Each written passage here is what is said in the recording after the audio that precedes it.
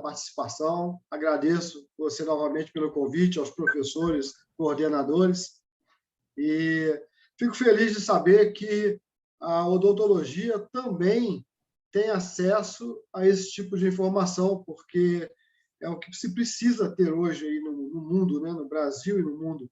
E a gente está percebendo que está crescendo bastante, não só na área de vocês, mas como na minha também, de laboratórios. A gente está deixando de fazer aquela mesmice que praticamente serve para diagnosticar uma doença já instalada, onde a gente sabe que, na verdade, a gente tem que se preocupar com a possibilidade de se fugir que ela chegue, né? Que essa doença se instale. Então, a gente precisa de técnicas de interpretação, técnicas de laboratório que sejam mais sensíveis, né? Não perdendo a especificidade, lógico, mas que a gente consiga melhorar essa visão do todo do seu paciente. Então, estou gostando muito de assistir as palestras, todas eu estou conseguindo entrar. Janete está muito bom, tá? Parabéns. Bom, obrigada a todos aqui que ajudaram com que isso aconteça. Que joia. Então, gente, já foi falado, né? Eu já fiz um resumo da minha área, eu trabalho nas clínicas desde os 14 anos e é algo assim que entrou na minha vida mesmo e não saiu mais. Eu nunca parei de trabalhar em bancada de laboratório. Então, eu sou da época que... Eu só não peguei a época do teste de gravidez com sapo, né? Mas já era... Foi logo depois, tá? Quando eu entrei, o meu professor de técnico laboratório ainda falava de sapo e coelho para fazer teste de gravidez. Você vê como é que a coisa era antiga. Mas logo que eu comecei a trabalhar, já tinha os testes imunológicos, e a gente percebeu o desenvolvimento do laboratório, desde aquela época, então, para até hoje. Mudou muita coisa, e cada vez mais vem se desenvolvendo mais ainda, mas a gente percebe que algumas coisas ainda precisam ser ajustadas. A gente vai falar sobre isso no decorrer da aula, tá? Eu separei alguns analistas, existem muitos analistas a serem pesquisados em odontologia, tá? E eu deixei um último como surpresa, porque eu acho que tem uma surpresa boa para vocês e para todos nós que precisamos, de algum momento, fazer algum tipo de exame, né? E é bem interessante isso que a gente está vendo acontecer. Então, esses analistas, a gente vai falar alguma coisa sobre eles, e mais alguma coisa sobre alguns outros, para vocês terem essa visão. E é importante dizer que muitos desses analistas já são usados na odontologia há alguns anos, e alguns foram até quase que esquecidos, né, devido às mudanças que ocorreram com o ser humano, a saúde em geral, onde a pressa, né, a necessidade de um diagnóstico rápido levava muitas vezes a trabalhar-se com a clínica, né? Então, muitas vezes se esquece que existem mecanismos para confirmação ou para acompanhamento das doenças, né? Dos tratamentos das doenças. Para entender melhor, como a gente está falando de saliva, a gente tem que falar sobre uma entidade que tem sido muito pouco comentada, mas que existe muito antes, alguns anos antes da Segunda Guerra, já tinha sido descoberta, que é o interstício, né? Só lembrando, vocês melhores do que eu, na anatomia humana, as nossas células elas não são coladas uma na outra, né? Aquele desenhozinho do tijolinho, né? Que as células são tijolinhos, aquilo ali é até um equívoco, né? Porque você traz para a pessoa, traz para a criança, para o jovem, uma visão de que as células são coladas uma na outra, como se existisse um cimento. Só para clarear, aquele cimento ali seria o interstício na forma líquida coloidal, tá? Uma forma que ajuda, né, a compor o tecido, mas não, de maneira alguma, as células estariam coladas uma na outra, e aquele interstício ele tem várias ações, né? E é interessante a gente sempre lembrar que, graças ao interstício e não a nossa microvascularização, né, ao nosso sistema vascular, é que se têm acesso a nutrientes, a hormônios, sinalização dos hormônios, porque é por ali, permeando entre as células, passando entre elas, que essa entidade nos ajuda a sobreviver.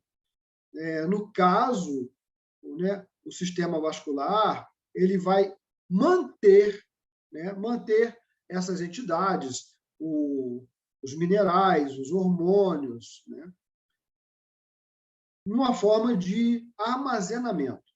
Aquilo vai ser liberado para o interstício e daí, navegando entre as células, é que vai haver essa liberação de nutrientes, né, de hormônios e outras coisas mais, e também serve como expurgo para essas células, tá? A limpeza do sistema.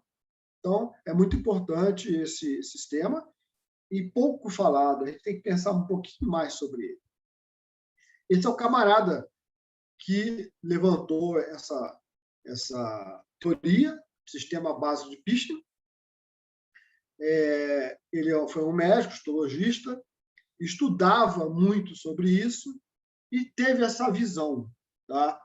E muito interessante, e só lembrando, né, pouco tempo, eu tenho um instrumento, não está aqui perto, está aqui pertinho de mim agora, não está não, que é um densímetro que ele utilizava nos trabalhos dele. Eu ganhei isso de um parente dele, que por acaso fez exame comigo de exames de saliva. Mas é muito interessante você ter um instrumento na mão que era utilizado pelo pesquisador, que hoje, né, onde hoje eu trabalho com exatamente o que ele pregou, né, que era a importância dessa matriz. Então, a matriz extracelular, conhecida como MEC, hoje você digita esse nome no Google Escolar, você vai achar diversos trabalhos. Então, hoje não tem nenhuma discussão sobre isso, né? Nós somos dependentes de uma boa estrutura da matriz extracelular. Ela tem que estar saudável, né? Porque se ela não estiver saudável, aquele movimento onde ela se semi-solidifica e fluidifica pode não ocorrer da maneira correta, bloqueando, né, a liberação e a distribuição de nutrientes e afins. Então, a matriz ela serve como preenchimento, tá, do nosso corpo, cria uma certa resistência, por isso que nós temos uma resistência na pele, né? Serve para nutrição, para eliminar resíduos, né? Serve como comunicação entre as células. Então, quer dizer, uma célula se comunica com outra, mandando sinais, né, através do interstício, tá? Seria a nossa fibra óptica aí. A migração celular, que tem coisas boas e coisas ruins, né? Porque você pode ter uma metástase navegando pelo interstício, tá? E, mais ou menos, o que a gente vai conversar hoje ela armazena e distribui hormônios e nutrientes. Basicamente, não adianta você ter um hormônio, um nutriente no seu sangue, se ele não consegue se desvencilhar deste e espalhar entre seus tecidos para poder sinalizar e nutrir, tá? Então, é importante saber que hoje, quando você faz uma dosagem no sangue, o que você tem de informação ali é uma informação de quanto você produziu ou ingeriu e está armazenado. Não necessariamente aquilo está sendo utilizado. Principalmente quando você fala em esteroides, que é a testosterona, a progesterona, o cortisol, e aí vai. Então, isso aí é uma diferença muito importante e que, apesar da evolução de nossos equipamentos, né, de laboratório, de nossas tecnologias, está se esquecendo de algo que se chama sítio. Qual é o sítio que está sendo pesquisado? O sangue, a urina, a saliva, as fezes. Qual é o sítio importante para cada situação que você quer estudar? não são todos no sangue. E isso é um erro que vem se propagando e não mudou ainda, tá? Então, basicamente, o que eu estou falando para vocês é assim, isso aqui é um vaso sanguíneo e vocês estão vendo hemácias. Ué, mas as hemácias ficam dessa forma, elas não são redondinhas? Elas são redondinhas, mas são maleáveis. E para passar num capilar, elas vão ter que se moldar a esse capilar. E nessa moldagem é que você percebe a liberação de hormônios que estão aderidos à sua membrana. Na verdade, o hormônio não entra dentro dessas células, não entra na hemácia, tá? Ele está aderido e quando há essa passagem apertada, o hormônio é liberado para o interstício. Mais ou menos isso aqui. Vamos lá de novo, nós temos aí um vaso sanguíneo, no caso um microvaso, e as hemácias passando por ali, elas passam apertadas. O pessoal já está lembrando do metrô agora, é mais ou menos isso aí. E ao passar por arraste, os hormônios e minerais, e o que é que seja que esteja aderido a elas, são liberados no tecido. E aqui fica bem claro, é uma foto, um microscópio eletrônico, você vê que as hemácias não estão coladas, elas estão apertadas, juntas umas às outras, mas você percebe claramente que pode passar e passa, né, um líquido, né, semicoloidal, que vai se mudar de acordo com a sua estrutura momentânea, e presença ou não de alguns nutrientes, como a vitamina C, que depois vocês podem pedir para a Janete explicar melhor sobre isso. E isso faz com que os hormônios se espalhem, né, conseguindo sinalizar as células.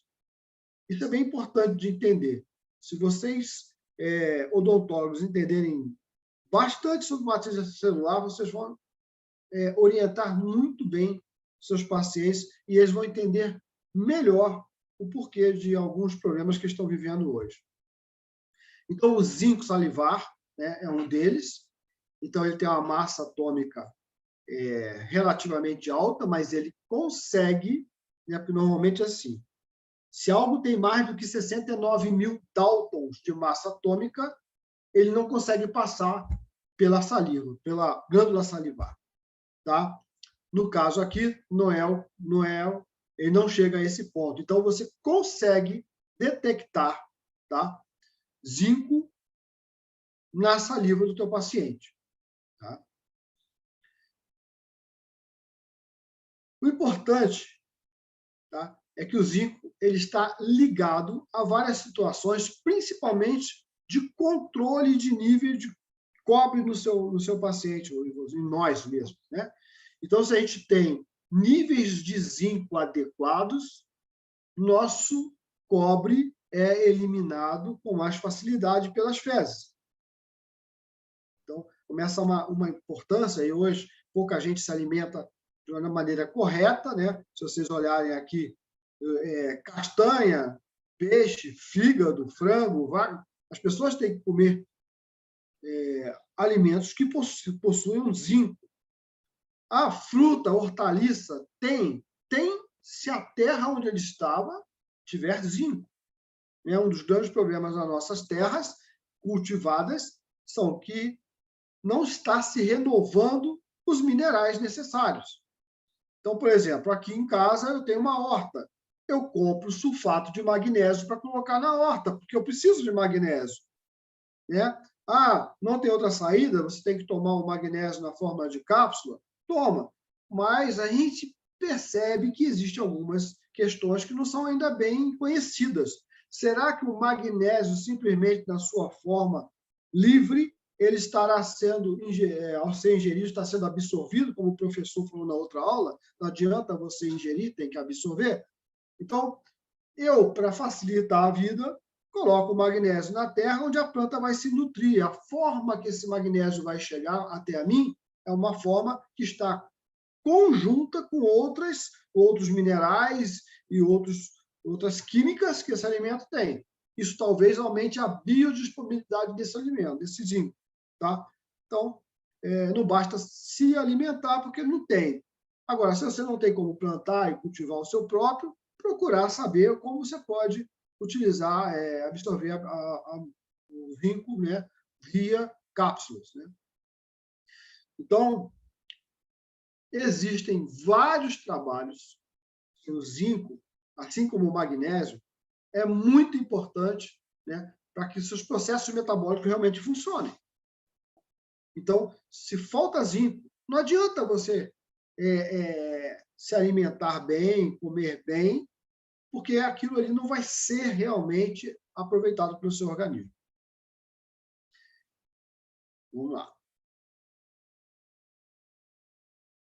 Aí a gente acha algumas coisas relacionadas com a odontologia, né, que falando sobre o zinco e a quantidade de zinco nos moldes dentários, a importância disso, né?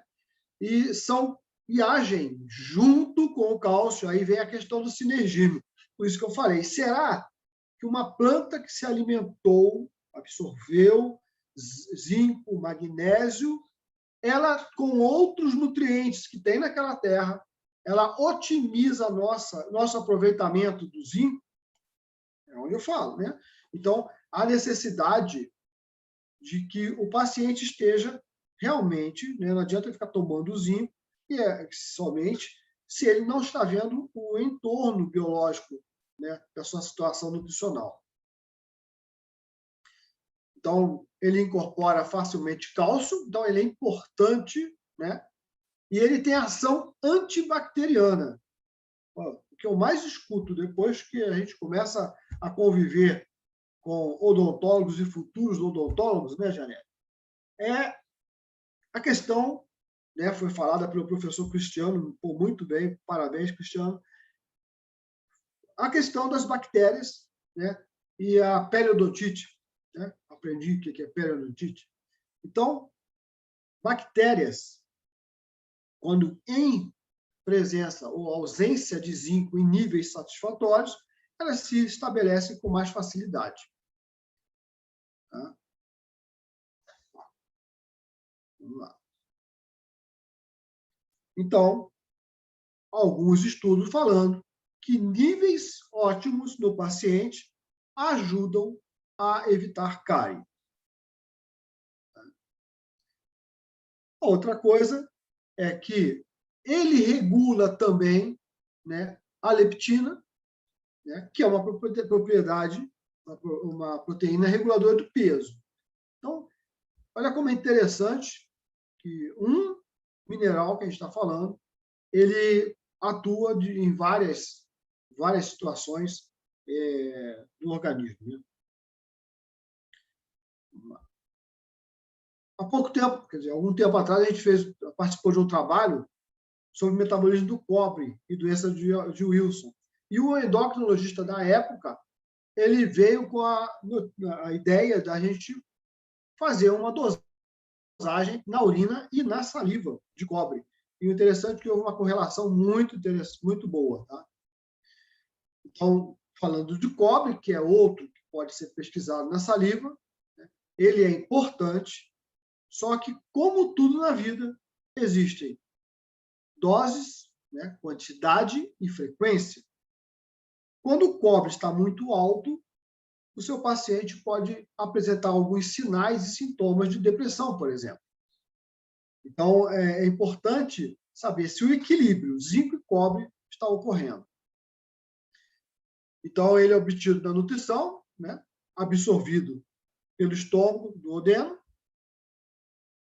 E no nosso corpo, quando chega no nosso sangue, e isso é uma característica de proteção, existe uma enzima chamada ceruloplasmina, uma proteína chamada ceruloplasmina, que prende quase 95% do teu cobre, inativando momentaneamente, para te proteger.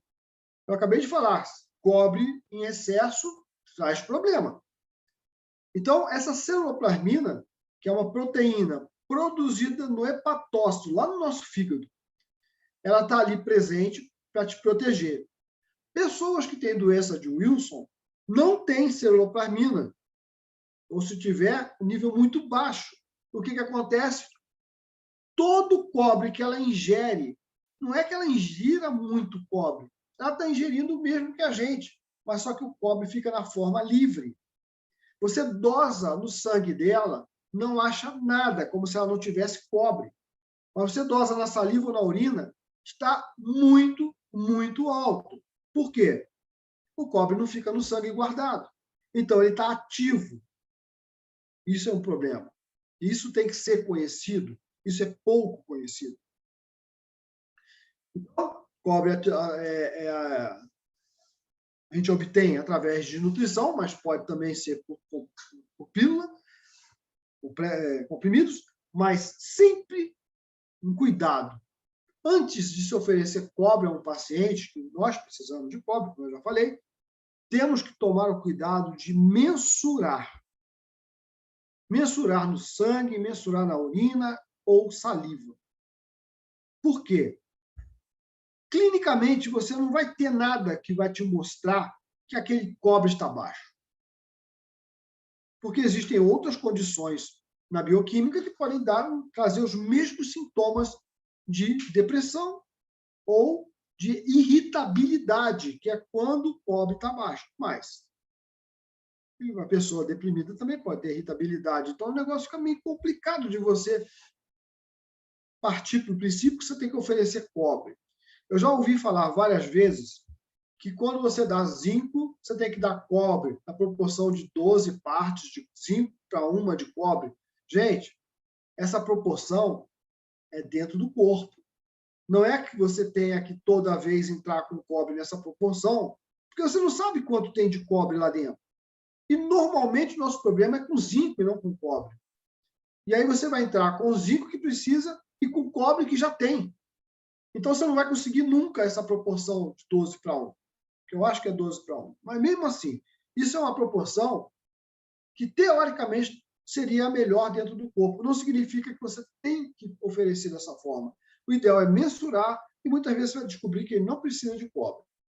Então, a ceruloplasmina, como eu falei, né, ela está ali para segurar o teu sangue, para manter como reserva, para você usar quando precisa. O teu corpo libera quando precisa. E há uma excreção via biliar para jogar fora mesmo. Então, existe um equilíbrio. E aí você lembra, pessoas constipadas, com dificuldade de defecar, como fica isso? Perde esse equilíbrio. Tá? E o fato de você, às vezes, não achar no sangue não significa que não esteja espalhado pelo corpo todo. Como eu falei agora há pouco.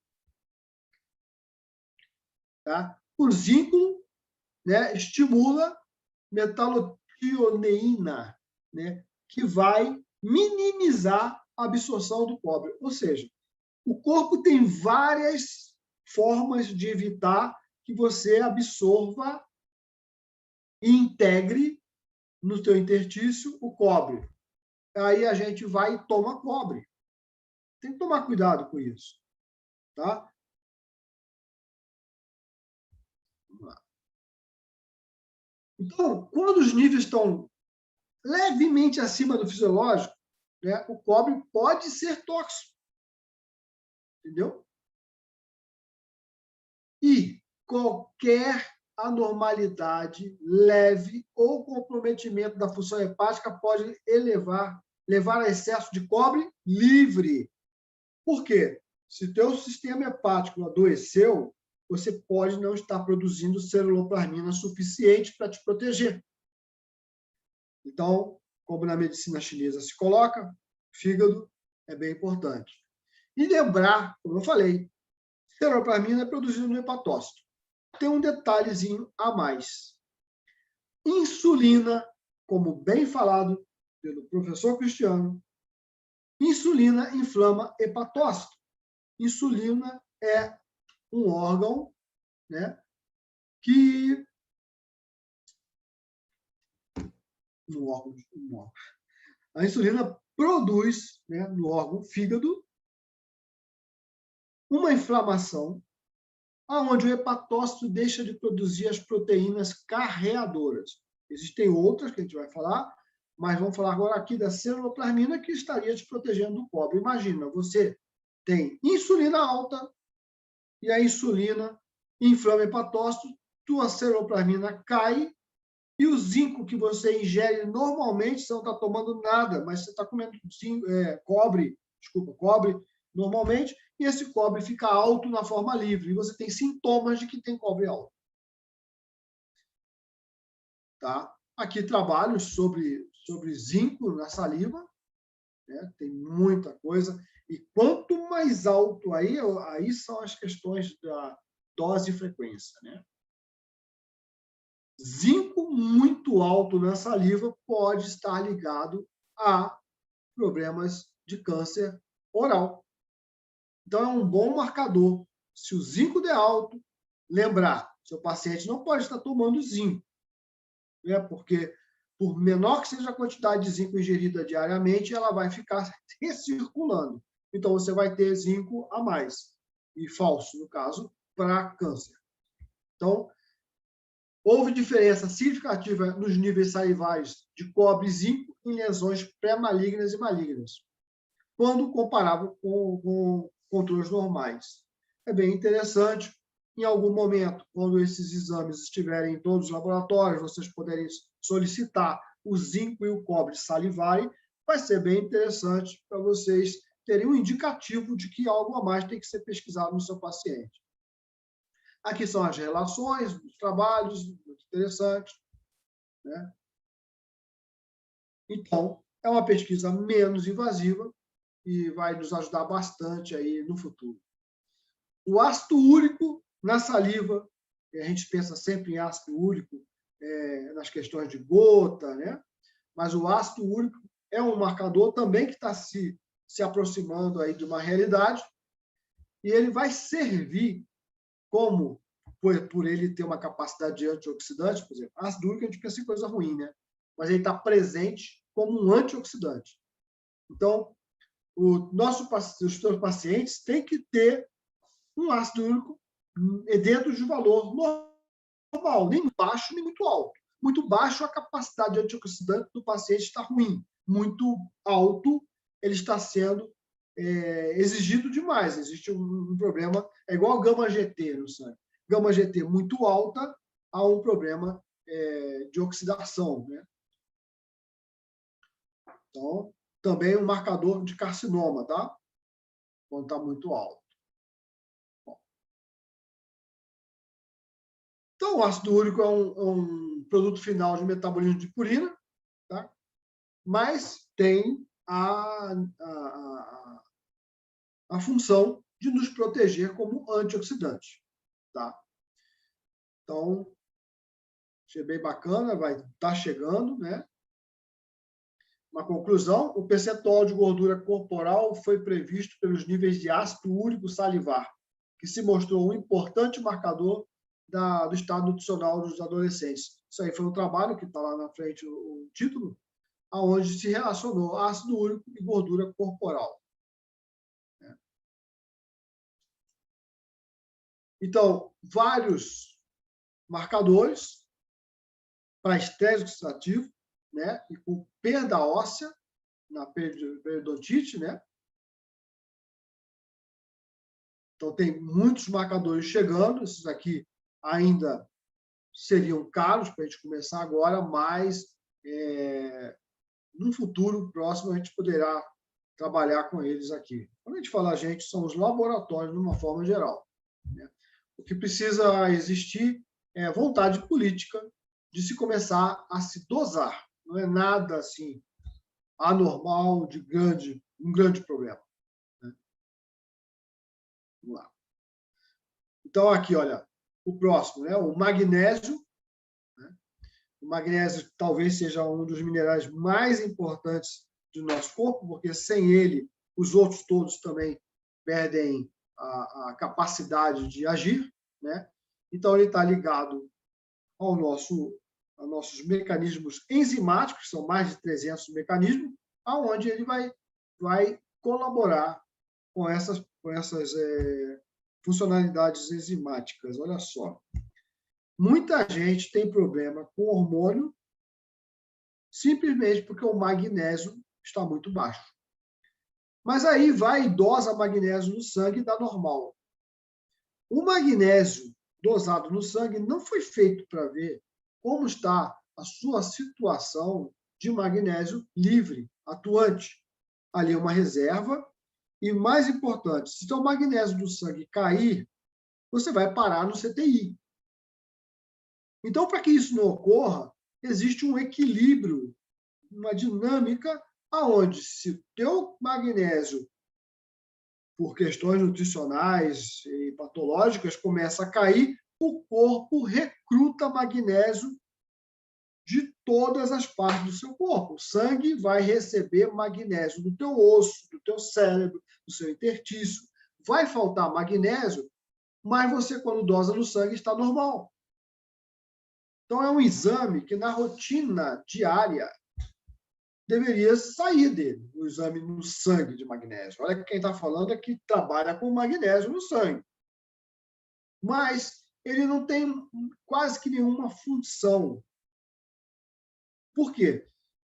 Para estar baixo realmente, o seu paciente já está acamado.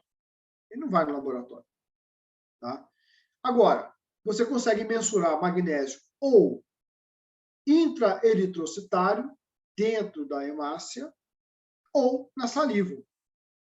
O da saliva é o biodisponível, que está espalhado por todo o seu interstício, 12 litros de interstício que o seu corpo tem, e ele consegue levar hormônio e minerais a qualquer canto do seu corpo, aonde o sangue não chega, vide próstata, tá? E outros espaços. Então, se você dosa na saliva ou intraeritrocitário, você consegue perceber que há uma queda de magnésio naquele corpo. Muito importante lembrar disso. Porque senão você vai ficar dosando magnésio, o cara tá deficiente de magnésio, mas você não vai pegar. Não vai dar sempre normal. Não adianta jogar nem em quartil, vai dar normal, né? E por que isso? Porque a nossa Terra não tem magnésio, né? Terras que têm magnésio são terras que ainda têm vulcões, ou que tiveram vulcão até pouco tempo atrás, 200 anos, 300 anos. A Terra tem magnésio. A planta pega, o animal come planta, e o magnésio vem para a gente. Agora, no nosso país, não tem magnésio. Então, é necessário fazer reposição ou de solo, ninguém vai fazer, vai ficar caro, um alface vai custar caro. Eu tenho dito que meu alface deve ser o mais caro de Juiz de Fora, e é, né? Então, por quê? Mão de obra, né? Mas se você coloca cálcio, magnésio, zinco na terra, você vai ter um problema, né? De preço. Bom, 60% do seu magnésio está na forma livre, ou seja, temos mais magnésio livre do que aquele detectado no sangue. E é por isso da importância, quando você está tendo uma queda de magnésio no sangue, esse magnésio é recrutado, né? Agora, 33% ligado à proteína, né? E 7% a outras substâncias do nosso corpo. Então, elas estão presas. Depende, entre aspas, da boa vontade dessas entidades de liberar para funcionar. Tá? Vamos lá, aqui, olha só. Quando a gente fala de valores normais, valor normal, gente, de laboratório, não é valor normal de saudável. O valor normal de laboratório é a normalidade encontrada na curva de Gauss, estatisticamente falando. De 0,21 a 1,21 na saliva, não quer dizer que 0,21 seja saudável. É que parte da população, nós não temos como escolher pessoas saudáveis. Não, mas no Brasil, como é que você vai pegar pessoas saudáveis num país que não tem magnésio na comida? Então, a gente traça a curva de Gauss e divide em quartis, aonde, no caso do magnésio, você quer os 2 últimos quartis como os quartis desejáveis. Então, é de 0,71 a 1,21. E, olha, eu já fiz de muita gente. E o pessoal realmente está deficiente de magnésio, como se trata por aí. Desculpa, tá? Então, problemas cardíacos, falta de magnésio. Problemas de libido, falta de magnésio. E aí vai. Né? Então, o magnésio, está aqui, ó, grupos de magnésios, de pessoas onde foi dosado o magnésio, e problemas periodontais. Tá? Então, quanto menos magnésio tem o paciente, mais chance de problema periodontal. Né? A concentração de magnésio era baixa no plasma sanguíneo e na saliva no carcinoma de células escamosas oral. Interessante isso aí. Eu acho que vocês deveriam ficar um pouco atentos a isso. Pô, vai lá no laboratório que é perto do seu consultório, conversa com o cara. Vem cá, se eu te mandar saliva, vamos dosar o magnésio desses pacientes? Ah, mas não tem isso, não tem valor normal. Não, a gente traça junto aqui, vamos fazer de X pacientes, vamos conhecer. Conversa com o povo. Né? Temos que sair da inércia. O problema é a inércia. Não é nada difícil. Então, lá você tem esses 2, magnésio eritrocitário, que é caro, vai para longe, você tem que colher o sangue, mandar pelo correio ou não, e aí é mais complicado. E tem o magnésio salivar, que o paciente pode colher e enviar. Né? Então, olha, o cálcio vocês já nos falam a vocês, mas o que eu li que na literatura a odontologia deveria estar dosando cálcio há muito tempo. Né? Ou pelo menos por aí eu vejo isso. E a relação cálcio e periodontite. Cálcio muito alto na saliva é acidez, muito acidez. E, coincidentemente, às vezes você acha o fósforo alto também, perda de matéria dos dentes pela acidez. Tá? Então, um aumento estatístico significativo de cálcio na saliva, fosfato, pH baixo, né?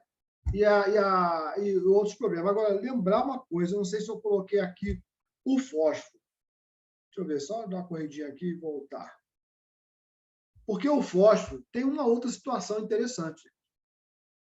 Quando você tem refluxo, o seu corpo tampona a cavidade oral, a região ali, perto do esôfago, eu acho, com fósforo.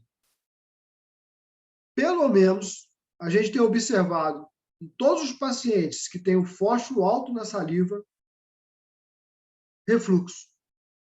Falta de ácido clorídrico gerando refluxo. Entendeu? Então, aí, como eu falei, o cálcio, né, a importância dele dentro dessas questões e, vamos lá, a fosfatase alcalina, que é coisa nova para a gente aqui também, né? É uma enzima importante que vai mostrar destruição alveolar.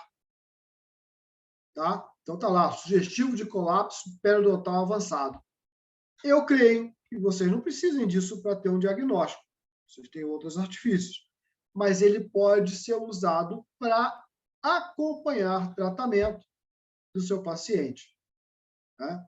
Então, o biomarcador reflete inflamação, destruição de tecidos periodontais. Ele é bem interessante. Né? Então, aqui, informações só para agregar, né?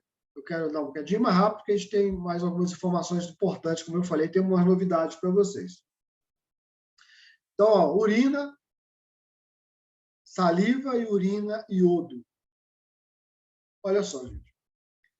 É claro que existem muitos trabalhos onde se fala que o brasileiro é suficiente em iodo.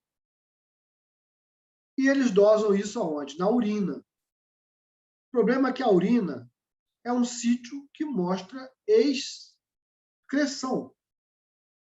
Ele sim, está mostrando que o brasileiro ingere bastante iodo. Mas, como disse o Cristiano, ele absorveu ou foi todo embora na urina? Ter iodo alto na urina não significa que você utilizou o iodo na forma metabólica. E tem mais um probleminha. Os testes para iodo, todos dosam iodo e iodeto. E todos nós estamos ingerindo sal com iodeto o tempo todo. Não é sal iodatado, é só o iodetado. Então, a gente pode estar tendo um resultado falso positivo de iodo, na verdade é iodeto. Qual a diferença? O iodeto vai agir na sua tireoide e o iodo vai agir na próstata, na mama, na pele, no pulmão, no cérebro, vias diferentes. Então, isso não ficou muito claro ainda, tá? Mas a gente pega muita gente que, apesar de estar usando o iodo, a saliva dele está muito baixo. Iodo e iodeto, a saliva está muito baixa. Então, é importante esse aviso. E eu vi trabalhos falando sobre presença de níveis de iodos favoráveis, níveis mais altos, protegendo contra a saliva. Fizemos um trabalho aqui no Brasil e não achamos isso. Então, não deve ser só o iodo. Quem sabe, como outro trabalho foi feito na Turquia, terra onde perto tem vulcão, talvez seja o magnésio e não o iodo que ajudou essas pessoas, ou a conjunção magnésio-iodo.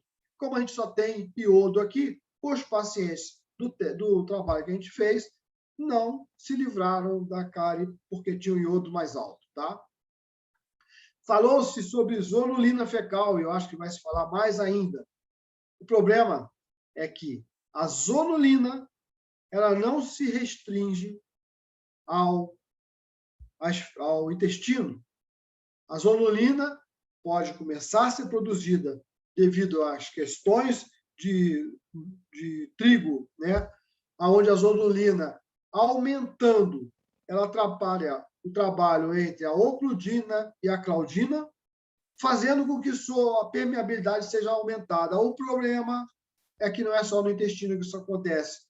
Se essa zonulina que foi produzida no intestino cair na circulação, você vai ter todos os tecidos do seu corpo com zonulina presente, aumentando a permeabilidade, inclusive, né, a barreira hematoencefálica. Então, você tem zonulina atacando o tecido do seu coração, do seu rim, a sua gengiva, e aí você pode ter uma infecção por causa de zonulina gerada por disbiose. Então, é bem importante. Eu li aqui uma coisa até que me assustou. Cada vez que a gente faz uma escovação, a gente gera bacteremia transitória, uma bacteremia autolimitada, desde que a zonulina não esteja presente, facilitando que essa bacteremia se espalhe para os outros tecidos, para os outros órgãos através de tecidos deles, né? Então, é transitória geralmente, mas temos esse problema aí e com endocardite envolvida, né? Então, esses micróbios todos que temos na boca, que estariam quietinhos lá, eles acabam entrando em nosso sistema via zonulina, abrindo permeabilidade. E aí você vê, por exemplo, esses micróbios, né, essas bactérias, relacionadas com Alzheimer, como foi falado na aula anterior. Então, disbiose altera nível de zonulina, reduzindo a ação da barreira hematocefálica. Pronto. Olha o problema aí. Lembrar uma coisa, gente, tem que ficar bem claro.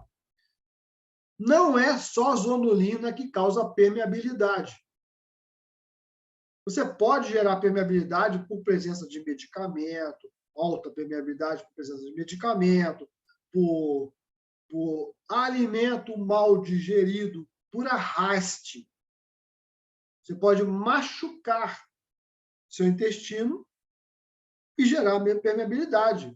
Questões físicas, não enzimáticas, não, né? Não por proteínas. Aqui eu roubei um slide da professora. Então, muito interessante a inibição, né, de bactérias, diminuindo problemas de neurônios, né, na neuroinflamação, no Alzheimer. Então, tomar cuidado com a LPS, que quando você mata também sobra, né? Então, o que sobra pode te trazer problema. Mas a relação de bactérias com ansiedade e depressão é bem interessante. Bom, também ligado com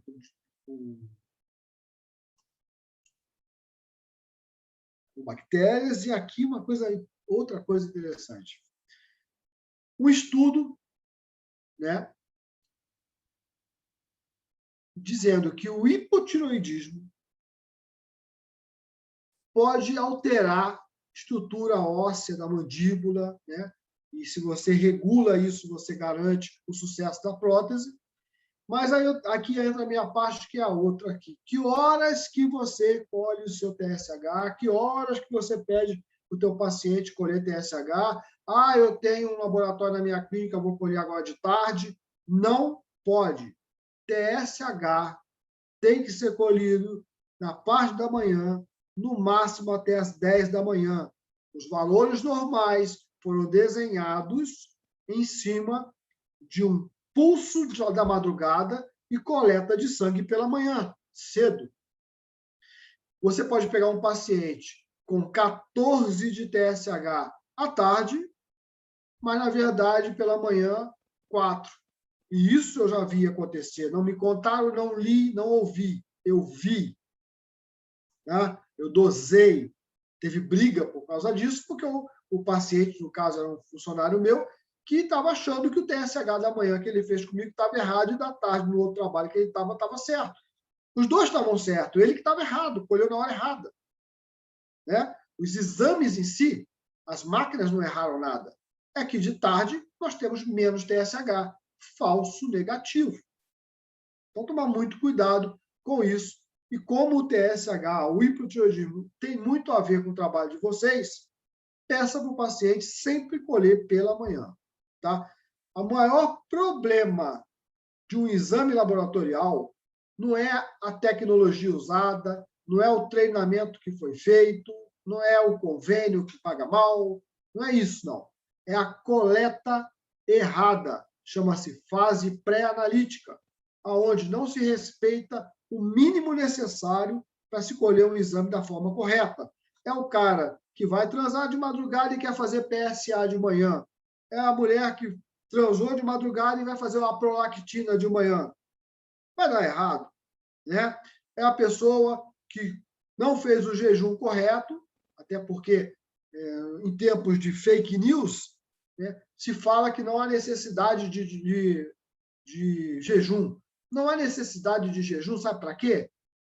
Para alguns exames hormonais, para o colesterol, mas para o HDL precisa, para o tri precisa. Tome muito cuidado com essas informações. Na dúvida, faça suas 8 horas de jejum. Você vai estar muito melhor em relação aos seus exames. Então, nós temos um outro exame que era importante falar com vocês aqui, que é o cortisol, tá? E ele está relacionado tanto com desbiose, que seja oral, tanto com desbiose genital, desbiose intestinal, né? E todo mundo fala de cortisol como hormônio de estresse, pensando, né, em hormônio alto. Ele também é um hormônio do estresse, mas ele é, antes de tudo, é um hormônio permissivo. Sem ele, nós não conseguiríamos realizar nossas funções. O próprio hipotireoidismo pode ter como base, em alguns momentos, a falta da ação da mitocôndria por falta de cortisol sinalizador. Né? Pessoas com sinais e sintomas de depressão podem, na verdade, ter cortisol livre, não é o do sangue, não. O livre, o que saiu lá do sangue e foi trabalhar, resolveu não trabalhar. Então, cortisol normal no sangue, baixo na saliva, e a pessoa apresenta sinais e sintomas de depressão, né? E aí pode tomar o medicamento que for. Ela não tem energia. O problema dela não é psicológico ou psíquico. Ela não tem energia, falta energia para tocar. E o que eu estou falando está lá no Guyton, né? O Guyton avisa que os hormônios, em geral, eles estão presos. Mais de 99% do caso que a gente está falando aqui, está preso, ligado à proteína plasmática, que a gente chama de hormônio que está conjugado. Ele não age. Ele está ali para funcionar em algum momento, né? E as quantidades que estão lá no sangue, na verdade, eles são reserva. Eu estou falando isso lá desde o primeiro momento da aula. A concentração de hormônio livre depende da reserva. Mas nem sempre a reserva está a fim de soltar aquilo lá para você. Se teu corpo estiver frio, no caso do hipotireoidismo, aquela proteína que segura os hormônios, ela fica mais forte. Ela não deixa o hormônio sair do sangue. Olha que confusão. Você precisa de cortisol para ativar a tireoide. Você está com o corpo frio porque a tireoide está ruim. Então, a tireoide ruim, o teu corpo fica frio, o cortisol não sai e não vai ativar a tireoide. Ciclo vicioso. Então, em alguns momentos, o médico tem que entrar com um pouquinho de cortisol para poder empurrar o carro. Isso aí para vários hormônios, tá? Aqui é um exemplo para vocês. Então, isto aqui é o vaso sanguíneo. As bolinhas azuis são as proteínas carreadoras de cortisol, mas isso serve para testosterona, progesterona, estradiol. Aqui nós estamos falando do CBG, não do SHBG, mas são irmãos. Então, o CBG segura seus hormônios para que você não tenha muito hormônio livre. Porque se você tiver muito hormônio livre, você vai ter sintomas de que tem hormônio demais. E, na verdade, seu hormônio está até normal na quantidade no sangue. Quando você passa por um estresse, e estresse não é só ficar nervoso, não. Estresse é pegar um frio, de repente. Estresse é receber uma notícia que te entristece. Estresse é trabalhar num lugar que você não gosta. Estresse é comer o que você não gosta. Estresse é conviver com quem você não gosta. Então, qualquer coisa ambiental que gere estresse, você aumenta cortisol para atacar ou fugir. Foi o que o Cristiano falou agora há pouco. E esse cortisol, ele normalmente vai aumentar na parte livre também dos tecidos, e você consegue ver isso lá na saliva. O problema é que se você tiver proteína demais, essa proteína vai roubar seu cortisol, segurando tudo ali e deixando pouco para agir. Aqui é caso clássico. Paciente com cortisol normal no sangue e cortisol baixo na saliva. É o que eu mais vejo semanalmente. Paciente com sintoma de quem não tem cortisol, mas ele tem. Só que ele não libera para funcionar. Então, ele tem sintoma de quem não tem. O médico ou o assistente desavisado, que não fez o exame, vai pelo sintoma. O sintoma é de baixo, então eu vou dar cortisol para um cara que está muito cortisol. Então, isso vai estar trazendo problema. Tá? Tem que tomar muito cuidado com isso. Então, olha aí, aumento de cortisol salivar, né? E você tem alterações de bruxismo. Tá? Não se sabe ao certo se uma coisa começa e puxa a outra, ou se independe, mas que há uma relação bem próxima do cortisol salivar alto no momento errado e bruxismo, ela existe. Ah, vai usar a placa? Ótimo, tem que usar. Mas procura fazer uma adequação com adaptógenos. E adaptógenos, a alimentação correta é um adaptógeno. Não é medicamento em si. Tá? É estudar sobre o que eu posso fazer para melhorar esse cortisol livre do meu paciente. Né? Desde um sono, um preparo de um sono, até o que mais você conseguir fazer. Tá? Vamos lá, um exemplo? Então, está aqui, ó. Um paciente masculino de 66 anos. Então, ele tem essas queixas aqui. Suor noturno. Suor noturno, a gente pensa em testosterona baixa, tá? Cuidado, pode não ser.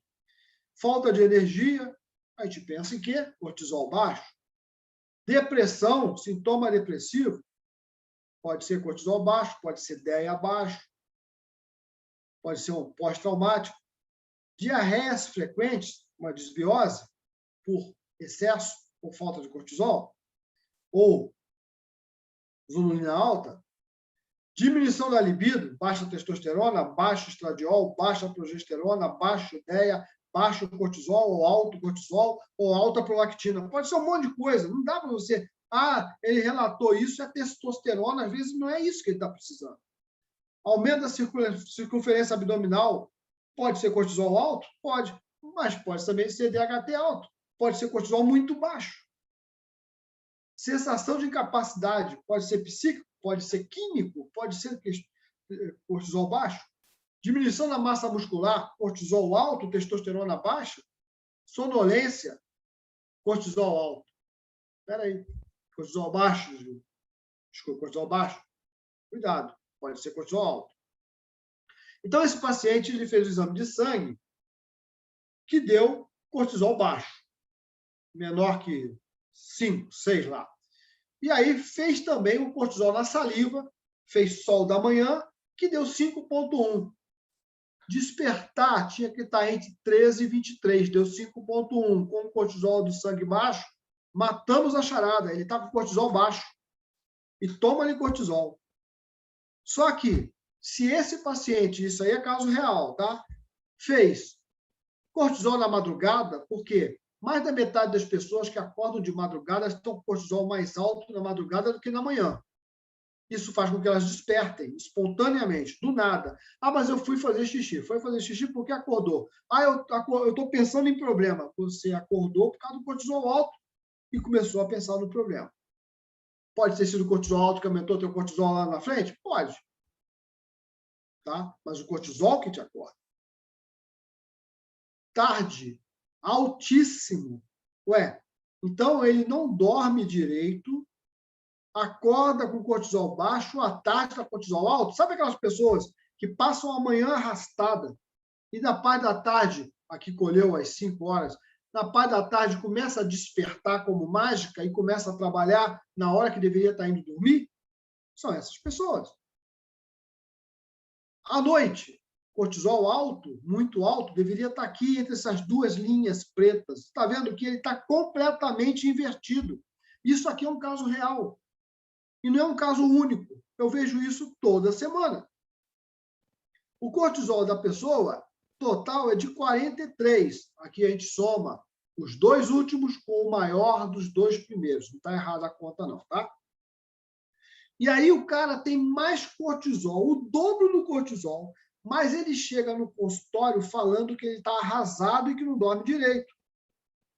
Pela base no exame de sangue e base no exame da manhã do cortisol salivar, ele acabaria tomando cortisol. E, na verdade, ele produz cortisol. Né? Veja, a pessoa pode estar produzindo cortisol, mas ter sintomas de hipocortisolismo, que é baixo cortisol. Kaplan, em 88, falou assim: você pode ter sintomas de hipocortisolismo sem necessariamente estar com hipocortisolismo. Você pode estar até produzindo normal, mas não consegue liberar para agir nas células. Olha, em 88, o cara falando isso. Você também pode produzir normal, liberar nas células e ele não conseguir sinalizar. O que pode fazer não sinalizar? Temos que estudar isso também. Ah, falta de melatonina, tá? Falta de melatonina não deixa o receptor sujo. Peçam para ouvir sobre melatonina. Você pode produzir, liberar, sinalizar até certo, mas como esse cara aqui, ó, você está com alteração no ritmo circadiano. Você não funciona simplesmente. e aí parece que você não está produzindo. E esse paciente, né? Olha aí, vocês trabalhando tudo isso, né? Um cara que acorda de madrugada pode sim estar com bruxismo, e trabalhar em conjunto com o médico, encaminhar o paciente. Você mesmo pode pedir o exame, ou então, se o médico for teu odontólogo, pode pedir exame, sim. Tá? De acordo com o que vem, é que vai ter que passar para o seu parceiro médico. Mas, no primeiro momento, pode sim. Tá? Quem diz que não pode é o convênio que não tem vocês registrados, aí não podem fazer. Tá? Então, o trabalho em conjunto com o médico é importante. Diminuir os danos, você vai conseguir diminuir danos se você baixar esse cortisol. Ou se você não consegue, se há necessidade da interação com o médico, encaminhar e pedir para ele, olha, regula esse cortisol. Ele está destruindo osso, dente, por causa de mordida noturna, ou dirigindo, ou coisa parecida. Tá? Então, o cortisol, ele marca muitas coisas. Importante, né? Vamos chegar aqui numa questão da diabetes. Marcadores salivares em periodontite crônica, na diabetes tipo 2. Tá? Nós temos muitos marcadores. Níveis baixos de melatonina são níveis perigosos, né? É necessário que a gente esteja muito atento a isso. Tá? Ah, mas ninguém tem melatonina alta hoje. Hoje mesmo eu conversei com uma paciente que a melatonina dela é 45, a média brasileira é 7. E a maioria também é abaixo disso. Então, você pode ter sim melatonina boa. Uma higiene do sono, se alimentar com frutas. Frutas têm melatonina. Tá? Se você não consegue, utiliza de melatonina. Mas lembrando, não é só a pineal que produz melatonina. Muita gente se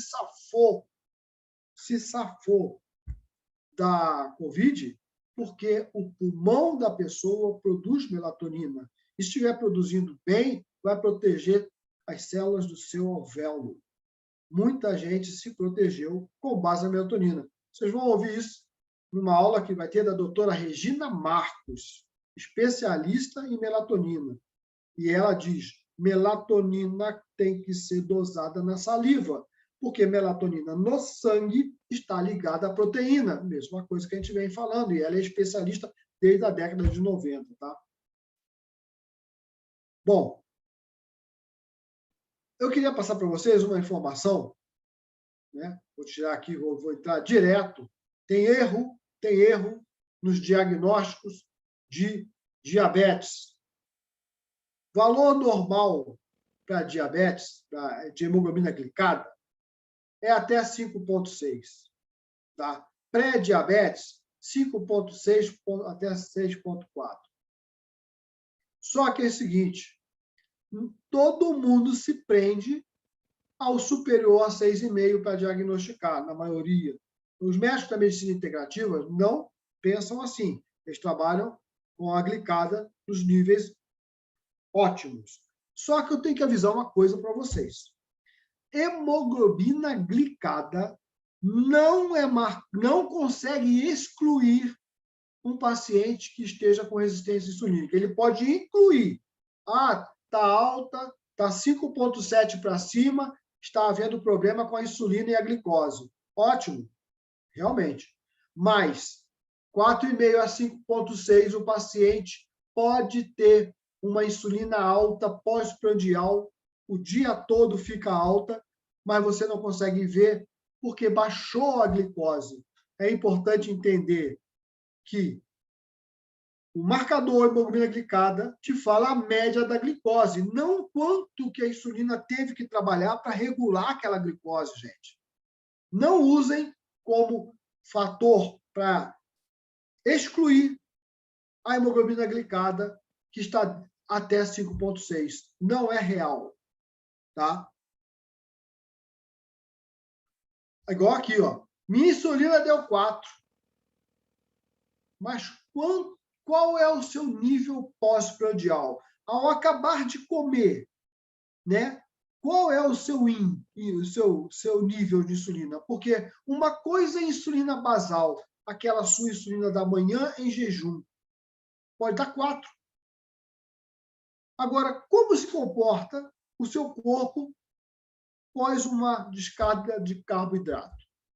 A insulina reativa. É a mesma insulina, só que é o comportamento basal. Após 12 horas de sono, de jejum, e insulina reativa, aquela que reage ao alimento.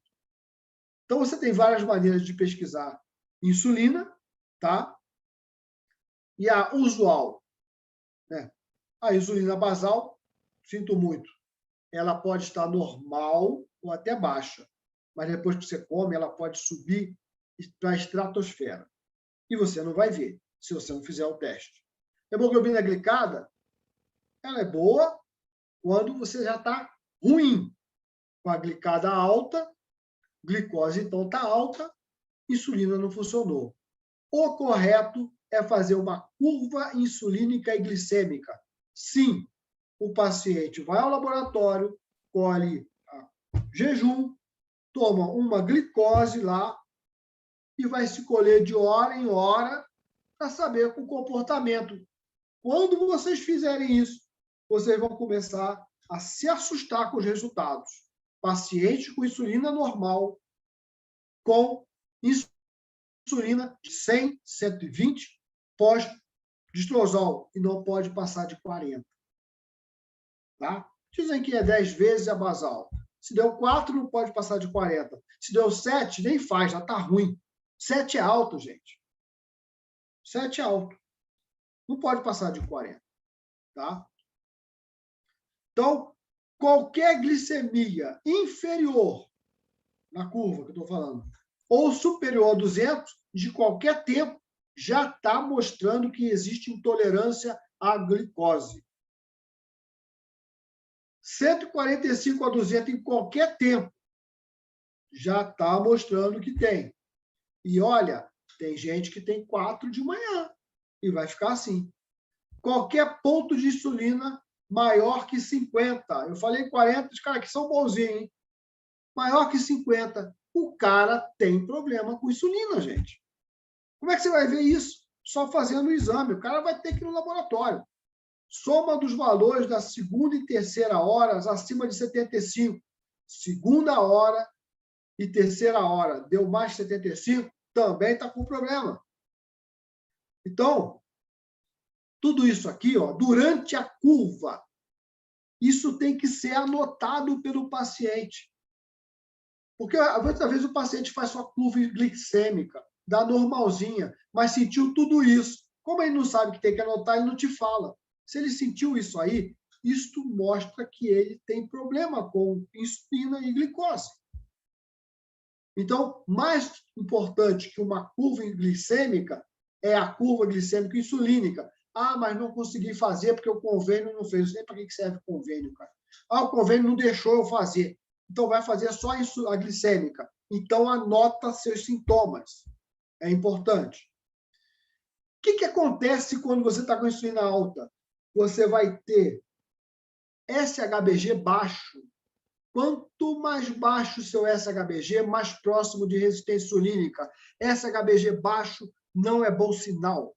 Homem de 30 a 60, mulher de 60 a 120. Se você tem menor que 30, homem, menor que 60, mulher, a sua insulina está alta, inflamando o seu hepatócito, destruindo o seu hepatócito, e você não consegue produzir SHBG, CBG para te proteger. Olha só que coisa grave.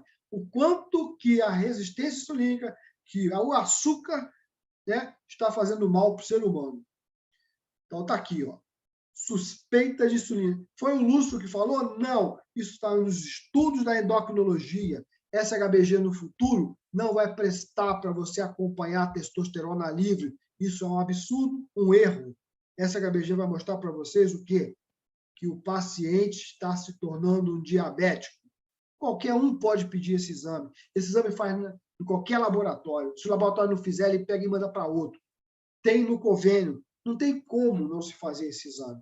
Você vai pegar gente com 5, com 6, com 10 de insulina, aí o colega fala assim, ai, que beleza, você tem muita testosterona livre. Tem, mas tem muito estradiol, tem muito estrona, tem muito DHD livre, porque o SHBG não segura só testosterona. Ele te protege contra vários hormônios. Ele é protetor. Ele não pode estar muito alto, 300, 400, aí é doença. Mas a maioria das pessoas não está nesse nível, tá? Está pior, está muito baixo. Ah, então eu vou ter que tomar 5 agulhadas em uma manhã dentro do laboratório? Vai. Vai. Você quer saber o que está causando tua queda de cabelo? A sua pele oleosa? O seu adoecimento, sua irritabilidade? Você tem que fazer um exame que mostre que a sua insulina está destruindo o seu SHBG e o seu CBG. E aí tem excesso de hormônio livre. É outro tabu também, né? Lenda urbana. Quanto mais hormônio livre, melhor. Não é assim, gente. O corpo se regula para te proteger do excesso. Ok? Então, pode também, se ele quiser, colher a saliva após o estímulo da glicose, que ele recebe no laboratório, e colher os mesmos pontos de saliva. Ao invés de furar o braço, ele colhe no tubinho. E melhor que isso, essas são as boas notícias que eu queria dar. Melhor que isso, ele pode colher a saliva 2 horas após cada refeição em casa, que eu acho muito mais fisiológico. Uma coisa é você tomar 75 gramas de glicose, outra coisa é você comer o seu prato do dia a dia e dosar a sua insulina depois de 2 horas e perceber que aquele prato inocente está te elevando a insulina a 40, a 50, a 80, na saliva, que é demais. E outra coisa, se ela permanecer até a 5ª hora, falta em você uma enzima chamada insulinase. E a insulinase te protege, destruindo insulina, que é altamente inflamatória no seu tecido. E tem muita gente que mantém insulina alta por várias horas, tá? Talvez dia. Então, é importante você perceber que a resistência insulínica, eu não vou nem falar termo esse resistência insulínica, porque existem já os protocolos, insulina no sangue da manhã acima de 30, glicada alta. Ou nós estamos falando de uma intolerância à insulina, que você não está vendo acontecer, mas está dentro do seu corpo ocorrendo. Tá? E aqui tem vários, tá? Eu peguei um para mostrar. Um trabalho da relação, da correlação entre insulina salivar e insulina sérica. É ótima. 0,92 é ótima. Tá? Só tem uma diferença. Ela é atrasada mais ou menos 40 minutos em relação ao sangue. Por quê? Produz no sangue, ainda tem que sair para se espalhar pelo corpo todo e na saliva. Então, naturalmente, vai acontecer isso e é esperado. Não sobe no mesmo momento. Por isso que eu falo, 2 horas após se alimentar. Tá?